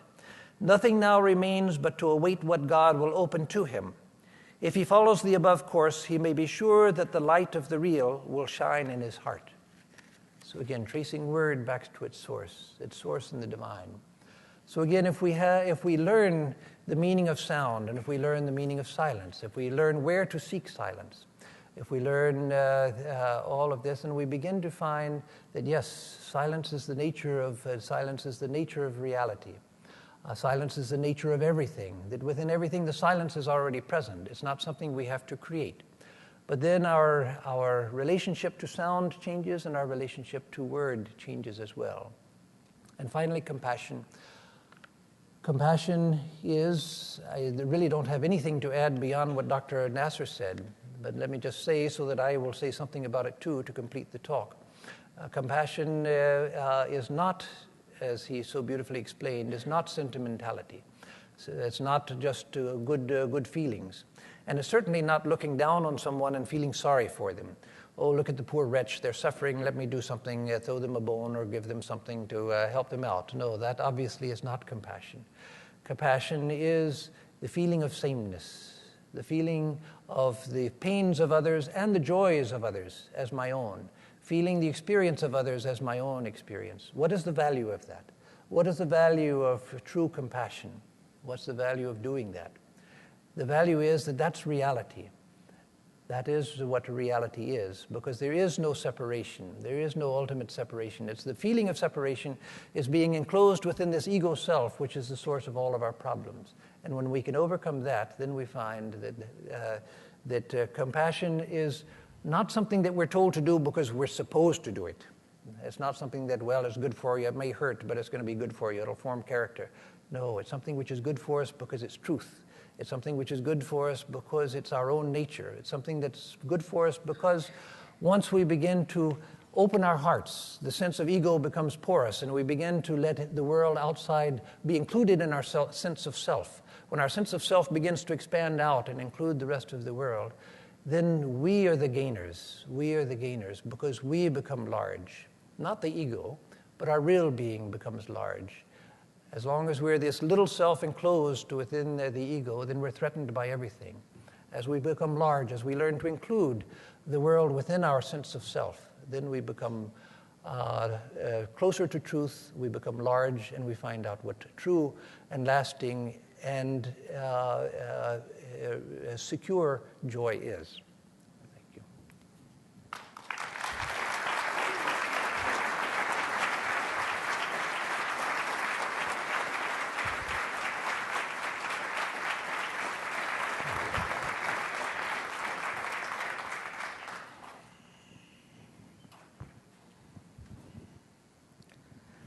Gosh, I feel like an interloper with my cacophony to follow, with so many wonderful sacred words that evoke so much silence and stillness in us.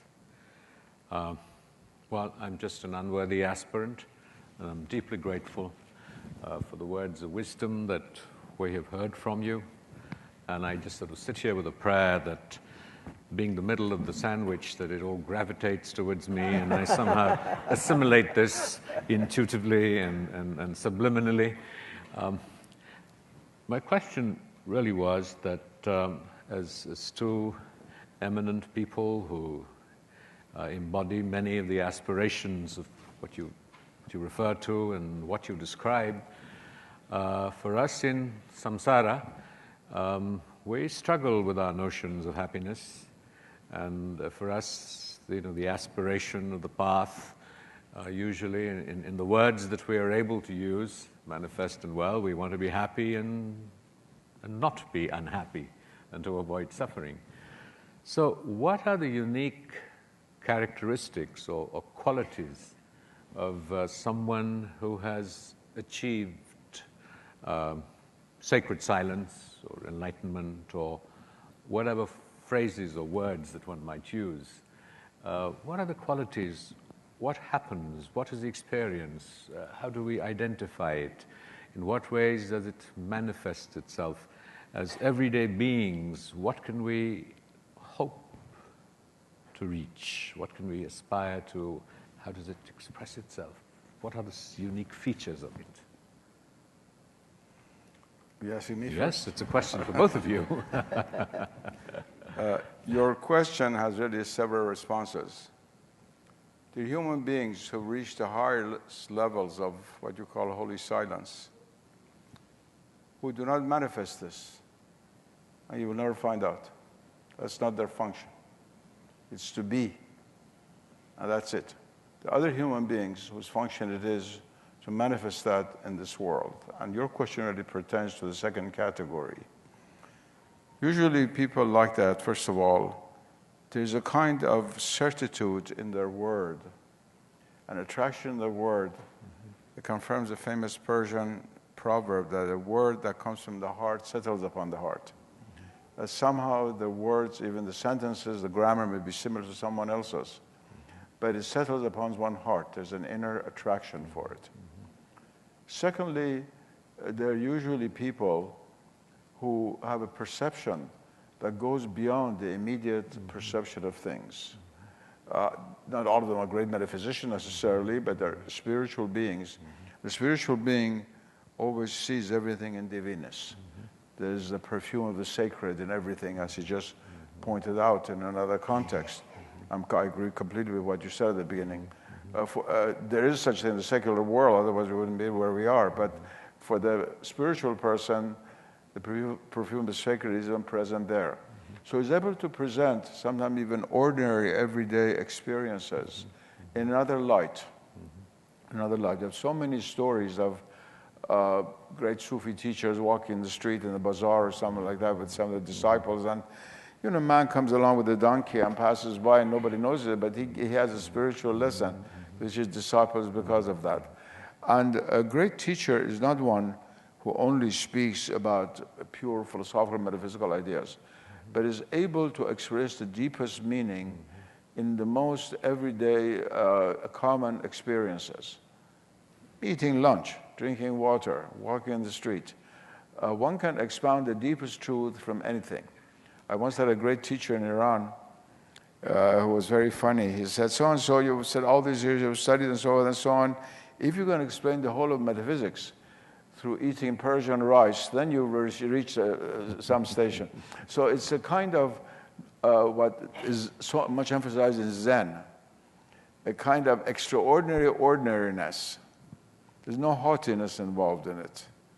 There's a humility that's always involved in it. It's very, very different from someone who just talks about these things. There has to be in that person a presence.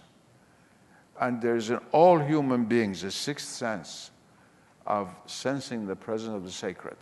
It may be weak. Some people don't have good ears for music. Some people have wonderful ears for music. But the ear is always there somewhat. And there must be that sense of presence, without which what you say has not become actualized. Anybody can pick up the book and read the Chandogya Upanishad and repeat it like him. That remarkable passage, beautiful passage are quoted. But to understand what it really means, to be there, that's quite something else. And there's always an existential effect to sapiental knowledge that is realized. Absolutely, there is no perfume without aroma. That's impossible. There's no candle that does not cast some light. Which does not negate what I said at the beginning, that there are some creatures in the world whom God has chosen completely for himself, in a sense. And they are there, but we really do not know. But they play a cosmic role. They play a role in the equilibrium of the world, which is another story I will not get into. Swamiji, it's in the Vedanta tradition, and Swami Vivekananda taught us that, or brought once again to the fore, that depending on your mental disposition, you had different paths of bhakti and karma and Raja Yoga, etc. And I hear so much about complementarity.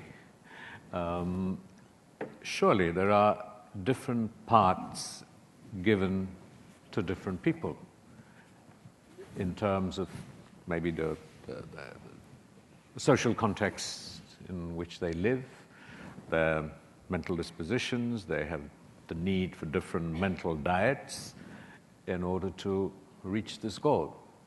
So do you see any differences? Well, differences is too emphatic a word, but let's see nuances in terms of the Sufi articulation of the path and the aspiration, and elements in Vedanta.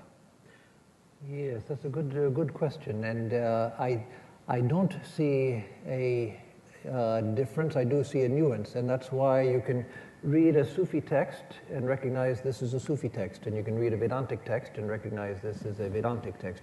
Otherwise, they would sort of melt together and you wouldn't know what you were dealing with. And of course, it's more than just the terms. But I find, I have to say, with the Sufi, and let me back up and say that I deeply appreciate what Dr. Nasser said at the very beginning, that it's a danger to separate Sufism from Islam. It can't be separated from Islam. So when I use the term Sufi, let me affirm that I'm speaking of the mystical dimension of Islam only.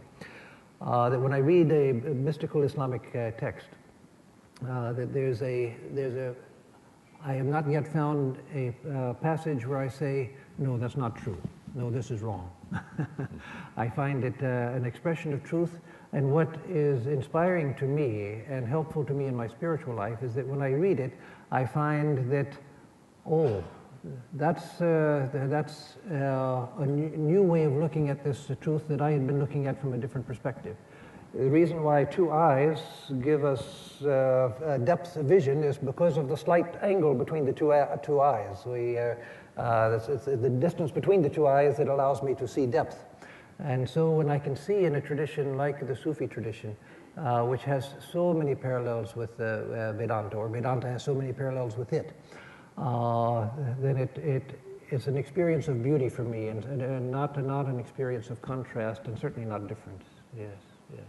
Let me just add one other thing, that one of my teachers, a Hindu Swami, of course, never been outside of India, but he told me many years ago that you should read the lives of Sufi saints and the lives of Christian saints, that you'll get great value from both, and that is true.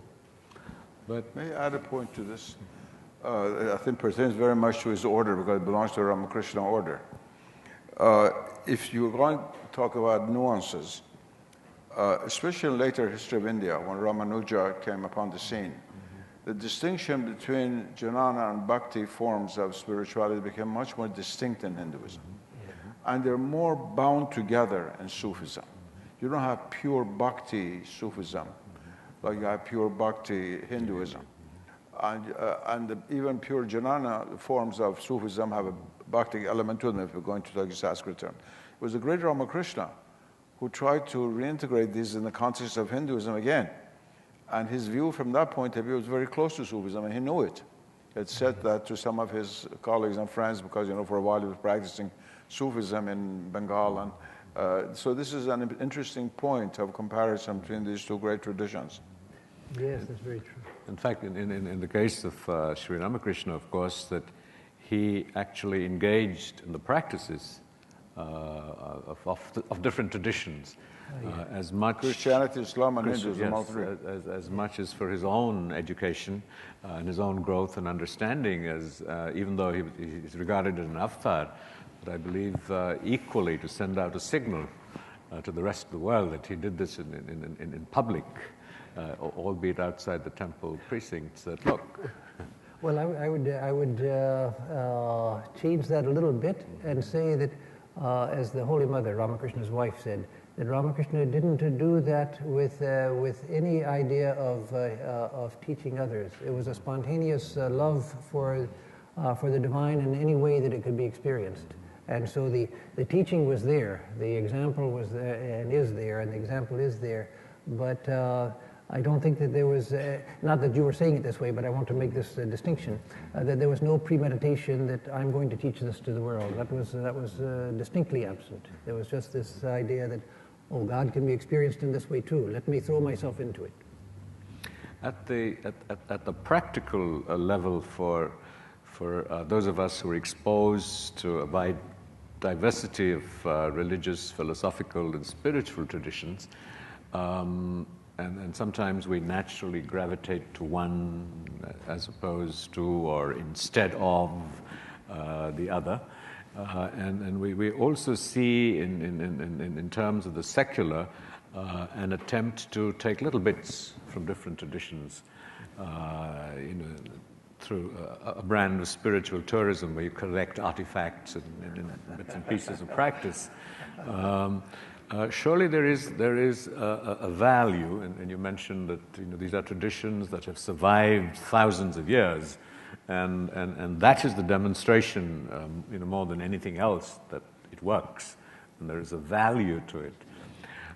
So, in today's era, how dynamic, how necessary is it for spiritual traditions to evolve to meet the current predicaments and needs of aspirants without diluting the core, so that they can respond to contemporary issues that come up. And traditions such as that you so beautifully articulated, and the more metaphysical aspects of Vedanta, of course, rise above it. And so you go into a much larger metaphysical realm. But for us to access that, the points of entry are still pretty mundane. And so how do we navigate that journey? That's a very, very cardinal question.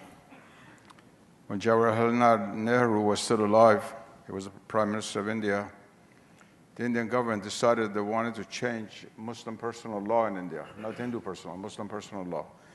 And they faked a very big conference, international conference, major scholars all over, all of whom came to confirm that it would be all right to change Islamic personal law.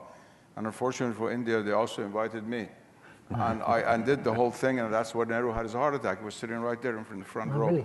And Mr. Indira Gandhi took him out and died a few months later. Not that I caused his death, God forbid. But what I said at that conference was that if we have to change with the times, what do the times have to change with? The notion that we have to change the religions of the world in order to conform to the so-called realities of everyday life or our times forgets the fact that upon what principles should society itself change? What determines the times? This is one of the greatest errors of the modern world from the point of view of someone like myself who's a traditionalist. We reject all the errors of modernism, going back to the Renaissance. The promise of rationalism over real intellectual understanding of reality, individualism over the universal, and so many other things about which all the traditional writers have written. We believe that the great religions of the world are a gift from heaven. And the world is to be made in conformity with them, not they with the world. Having said that, however, that is, square is always square. You cannot reform a square. A square cannot evolve into a better square. That's absurd. Much of modern thinking is pure absurdity, pure sophistry. But putting that aside, the fact that God has willed that these religions are still around, and God has also willed to have a humanity that we have before our day today. Either those religions are no longer relevant to this humanity, or they're relevant, but this humanity doesn't need religion and it's going to do something else, it's going to disappear, it's going to die out. You have several possibilities. One is that we're at the end of the world, which is, of course, a very strong possibility that Hindus, Muslims, Christians, many, according to their own scriptures, believe that we're not far away from that. I don't want to get into eschatological discussions now. But one is that, therefore, the people don't follow religion, and all the religion themselves predicted. It's the book of John, the end of the Quran, and Hadith, and so forth and so on. Of course, all these Hindu texts of the 3rd century, the Puranas, you know much better than I do. The second possibility is that as long as these religions are alive, God wants to keep them alive. And therefore, they must have the efficacy, because God's mercy will not allow humanity to exist without any path of salvation, but still have the efficacy for those human beings who live at the present moment. And I believe that all the great spiritual paths are given by God this creative plasticity to be able to apply themselves to no matter what time, no matter what place. You can practice Sufism right here in Louisville, as you can in Mecca. In fact, is the most difficult place to try practice because of these heathens who are ruling over there, but I won't get into that discussion. But I cannot avoid saying something like that. When there was a 100-story building next to the house of God, what can one say? But any other Islamic city, you can practice Sufism anywhere, not by diluting it, but by applying it to the particular human condition in which we find ourselves. In the old days, it would take you about 2 hours to go with your donkey from your house to the bazaar or place of work or the mosque. You had 2 hours to pray on the way. Now you're stuck in 495 traffic around Washington, where you have to curse the devil and so on and so to get out of it. It's very hard to control your anger. So obviously, it still takes 2 hours, of course. The speed has not improved, but you're in a state of anger and frustration all the time. So you need other spiritual means. You're not relaxed as you were going slowly on your donkey or horseback in some Indian or Persian city. So the conditions, yes, have changed. But as far as I know, the great traditions that have kept alive, not only Sufism and Islam, certain path of Hinduism, Buddhism, even Hesychast Christianity. In the Western Christian tradition, most of the spiritual path died out. Merton was trying to revive it in Catholicism, of course. Not completely died out, very difficult. In all of these traditions, it is possible to apply it. I'm not hopeless, and I tell this to you from experience. A person who's not only a scholar of these fields, I have something to do with them, immersed in it, and I've seen it practiced by people as different as children of divorcees from San Francisco to the son of ulama in Cairo and everything in between. And that can happen, and I'm sure it's true of other traditions. The fact that he's sitting here is itself that he is not born into the Hindu caste system. He is a Westerner. He's entered into the Hindu spiritual world. This would not have been done 1,000 years ago. Hinduism would not have permitted it. It's a kind of divine compensation. And that brings with it tremendous danger, because it brings with it the possibility of caricatures, distortions, false gurus, false eclecticisms, which are one of the great problems of our world today, in which, as you say, you take a little bit here, a little bit here. You're making yourself ultimately the God or the prophet. Without saying so, that so-called guru is now the prophet, because he's decided to choose this part of Hinduism, this part of Islam, this part of Christianity. And that, I think, is total nonsense, very dangerous, demonic. It's a satanic thing, more than something satanic, because if, as Ananda Kumaraswamy said, all paths lead to the same summit. You cannot jump from one path for 2 feet and then go to the other path and jump back again. You'll never get to the summit. And most likely you'll fall down and break your neck in between. So we're in a world in which there's a tremendous danger of pseudo-spirituality. It's now echoed back into the Oriental world. It first echoed back into Japan, which was the most modernized Oriental country, society after the Second World War. We began to get pseudo-Zen.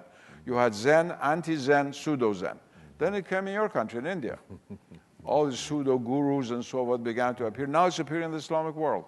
In the Islamic Republic of Iran, they're now fake Sufis.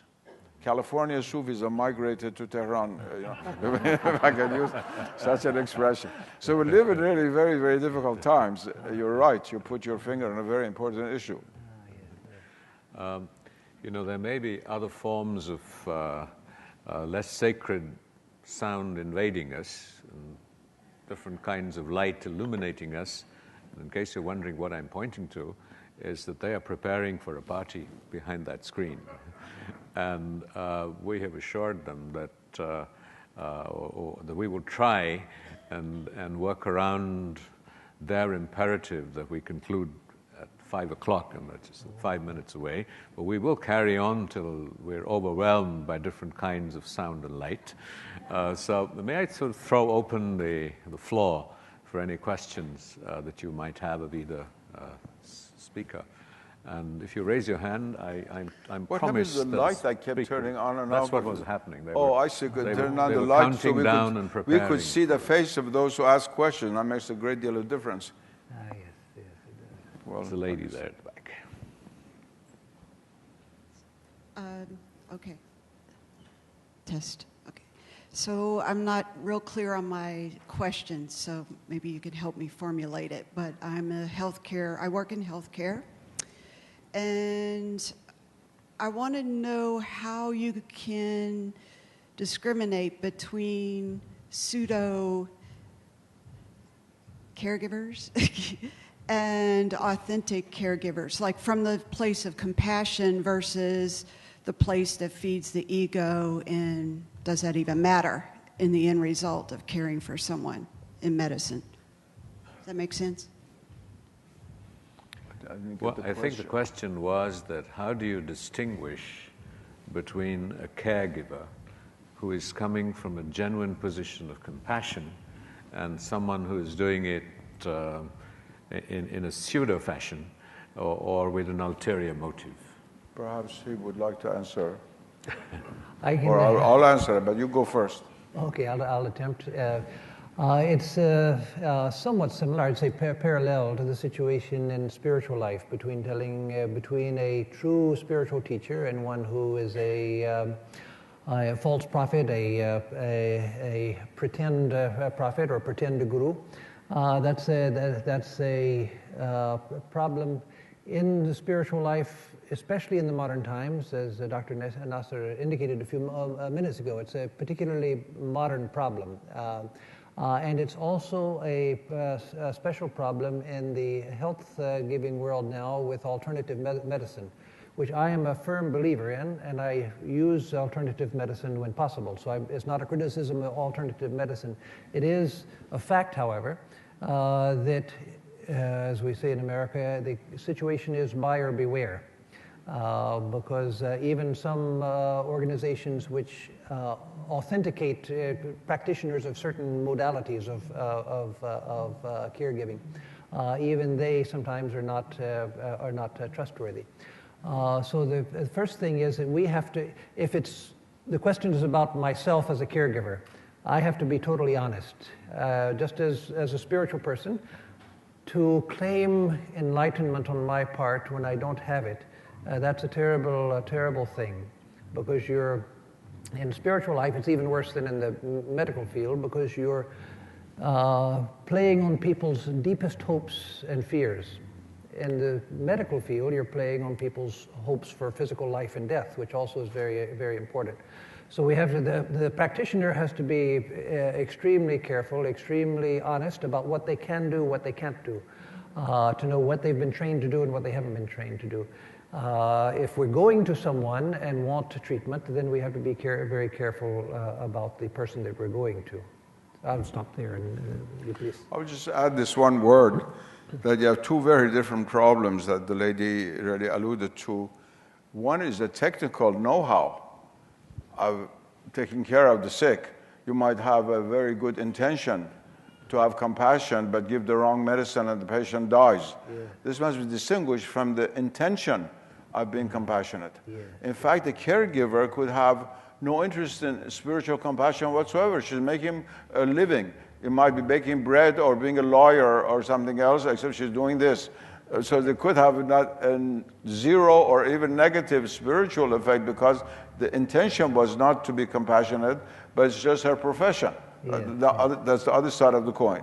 And on the side of a person who wants to be compassionate in this question of medical problems, it's very important that good intentions are not enough in this case, because you're dealing with an aspect of knowledge you might have, which you may not have.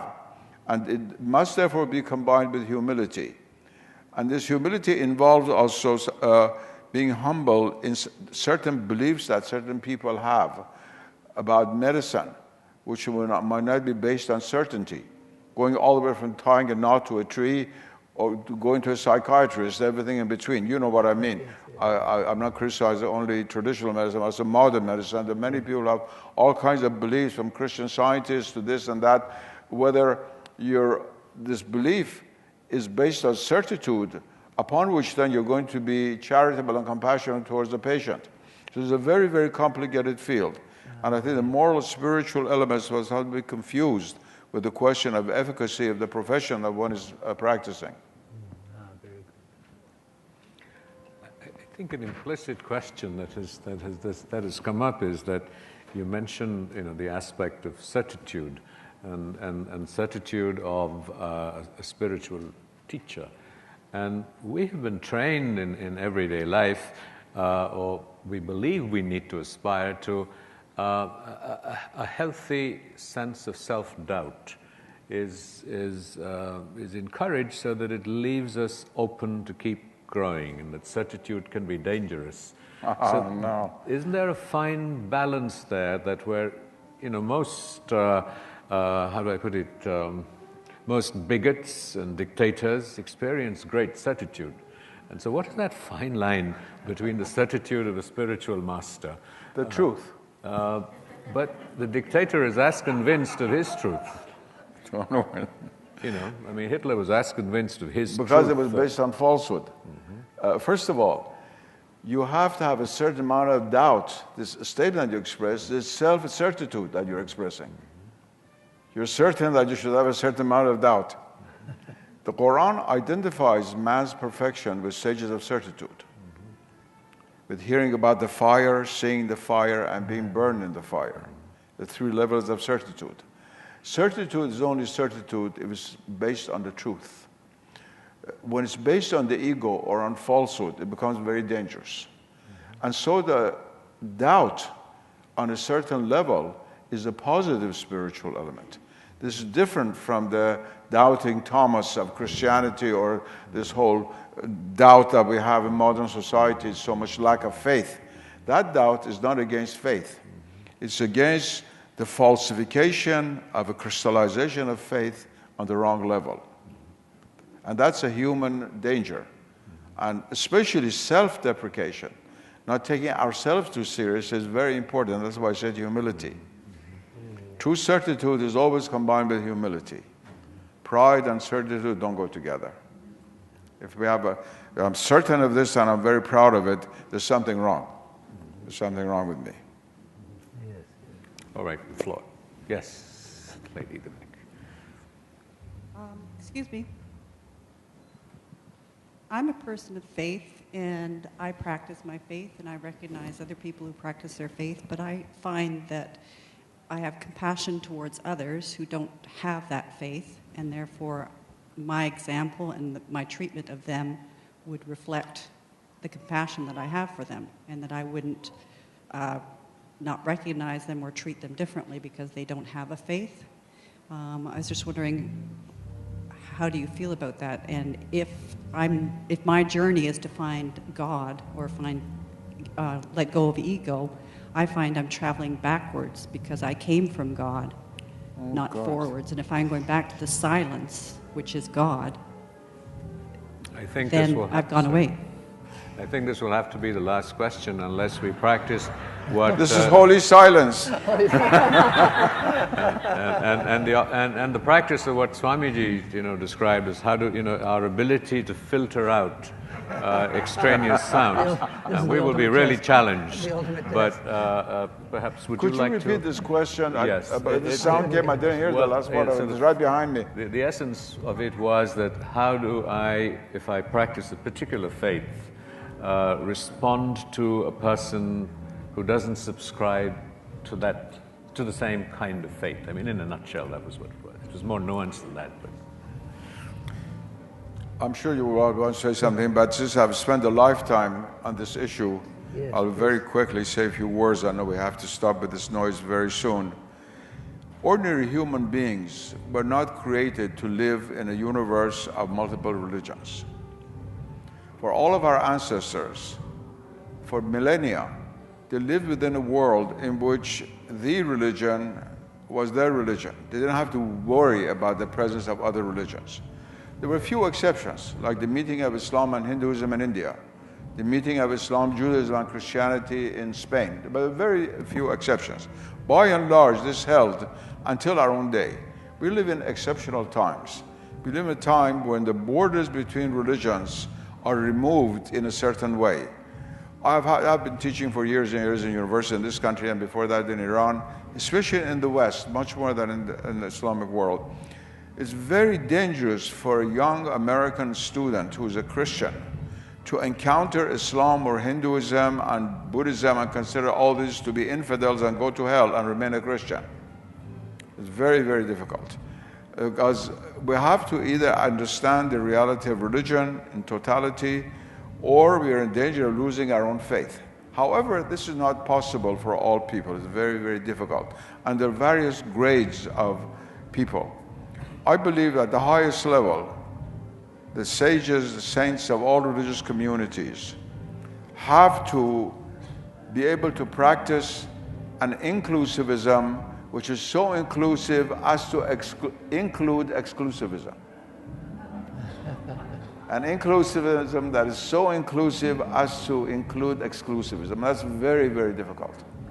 If I sit here with a Southern Baptist who thinks as soon as I die I will go to hell, and try to hold the world view, which also includes his exclusivism, that's a very difficult thing.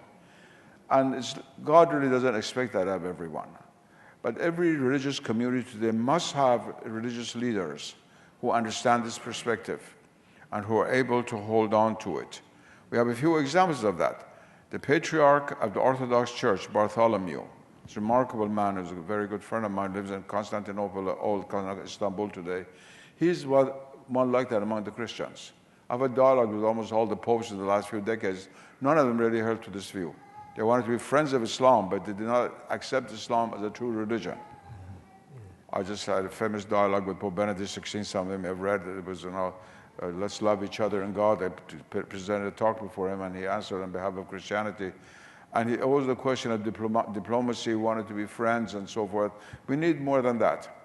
And the great tragedy of our world is that as a result of the advent of modernism, in most religions, the movement is going away from inclusivism to exclusivism. I've always said that to my Muslim students, that our grandfathers, when they stood in line of prayer in Mecca or Qom or Damascus, were more open to Christianity than their grandchildren are praying on the line of prayer right now. And the same is true of Christianity, and the same is true of Hinduism. You never had Hindu fundamentalism in the 18th century, 19th century. It's a modern phenomenon. The BJP didn't exist at the time of Gandhi, Mahatma Gandhi. These are all modern things. And this is a phenomenon that is taking place in all religions. And one of the great challenges to those who believe they have a call to make friendship between religions is precisely not to confront not only those who are in other religions don't understand them, but within their own religion. As I said, I've been at the front line of this battle for 50 years, over 50 years. It's the end of my life now. But this is one of the most crucial and important issues of our day. I've always said that the only new thing under the sun, if we can record Aristotle, is the plurality of religion in the experience of many people in the modern world. Otherwise, there's nothing new under the sun in the metaphysical sense, really. Metaphysical sense, nothing under the sun, as Aristotle said. Well, Swamiji, since you spent a substantial amount of your time training yourself in diminishing the impact of external sound, perhaps you could give us a tip for the next 3 minutes of meditation and silence that we're about to engage in. Well, that's a very, very, very big demand to say what to do with the next 3 minutes of silence. So I'll only say that let us each enter into silence in our own way and do that which has become most spiritually natural, natural in the sense of disciplined natural, that which has become a natural discipline to us. Whether it is prayer, whether it's focusing, whether it's mindfulness, to experience silence each in our own way. And I'll just add one other thing because it just came to mind, a non sequitur, but it's often thought that Christians, Jews, Muslims, they pray. Hindus and Buddhists, they meditate. No, that's not true. Christians, Jews, and Muslims have their own forms of meditation, and in Hinduism and Buddhism, prayer, even in Buddhism, where there's not the idea of a God, there is prayer. As part of the Bodhisattva's path is prayer and worship. And in Hinduism, prayer is extremely important, and it's one of the best ways to learn to meditate. So whether now in the next 3 minutes of silence you pray, whether you focus the mind, whether you try to seek the source of your being, or whatever it is that you do, let us use the silence to go within. Welcome to the real world.